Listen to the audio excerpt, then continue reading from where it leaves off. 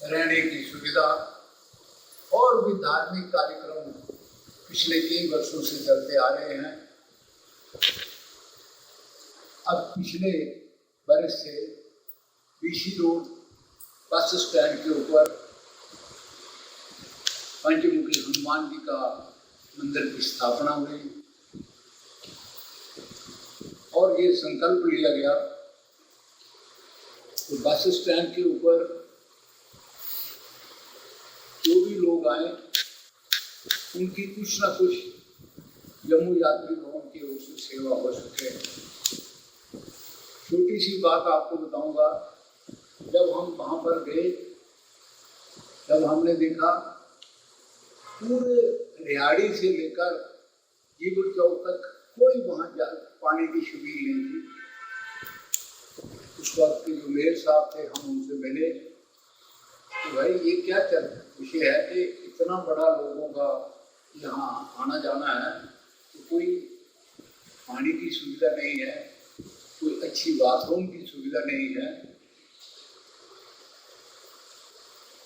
ऐसे शब्दों में उन्होंने उत्तर दिया तो मुझे कहने में भी थोड़ी शर्म महसूस होती है, लेकिन ये यहाँ पर जो दुकानदार भाई बैठे हुए हैं ये पानी की स्पीड नहीं चलने देते।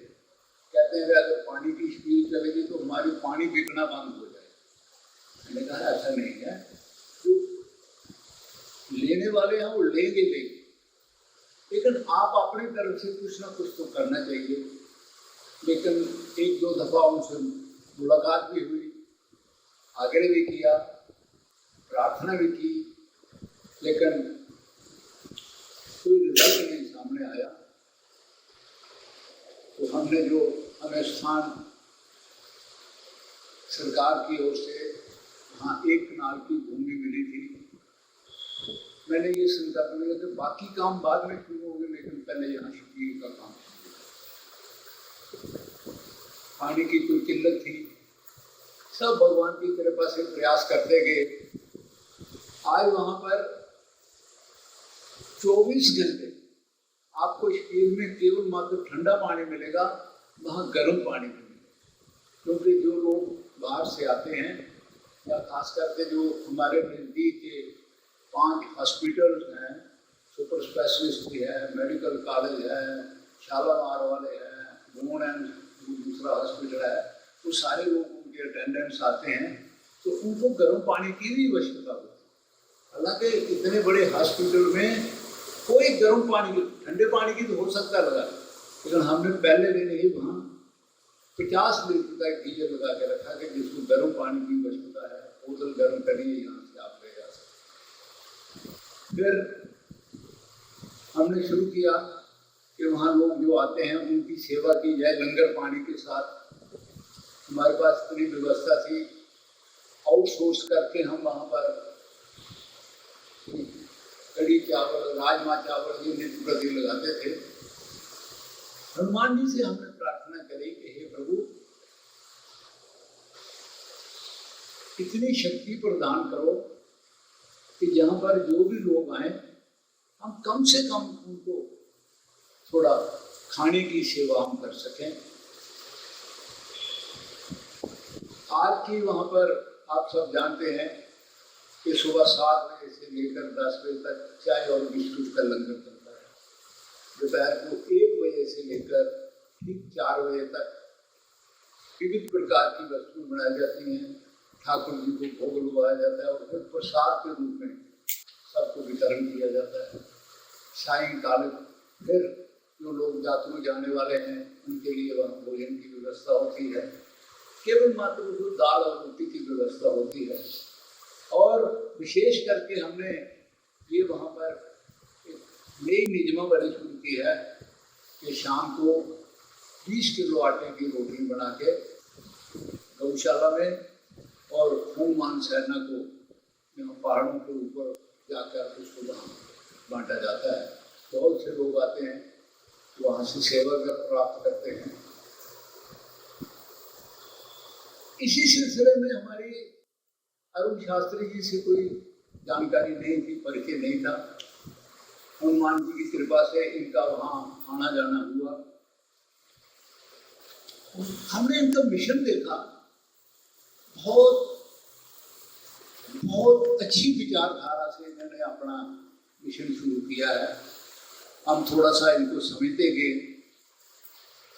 और उसमें अग्रसर होते गए। हमने ये समझा कि जो अरुण शास्त्री जी काम कर रहे हैं, ये बड़े आश्रम वाले भी नहीं कोई कर सकते, कोई सरकार भी नहीं कर सकती। ये जो कर रहे हैं, ये 5-5, 7-7 साल, 10-10 साल के बच्चों को गीता का कंठस्थ करवाना, गीता का पूरी विचारधारा इनको देनी, और इनकी बच्चों की कितनी मतलब डेलीगेशन है, इनके माँ बाप की कितनी डेलीगेशन है, जो इन बच्चों को सारा, आप बच्चों को किसी को कहो कि हमें स्कूल से टाइम नहीं मिलता, हमें ट्यूशन से टाइम नहीं मिलता, लेकिन ये कैसे बच्चे हैं, इनके कैसे संस्कार हैं, कैसे इनके माता पिता जी के संस्कार हैं। उन्होंने इन बच्चों को पढ़ने के साथ साथ धर्म के ऊपर अनुसरण कराना शुरू कर दिया। और मैं अपने अनुभव से ये कहता हूँ, हमारा राष्ट्र तब तक सुरक्षित नहीं है जब तक हमारी संतान धर्म के अनुयायी नहीं बनी। कभी नहीं हो सकता है।